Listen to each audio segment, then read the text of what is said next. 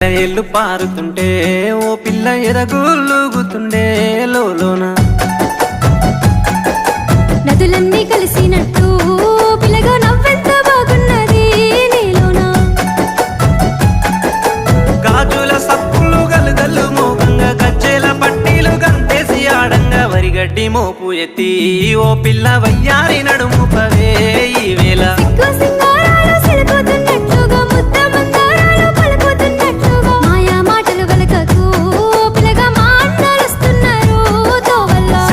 పారుతుంటే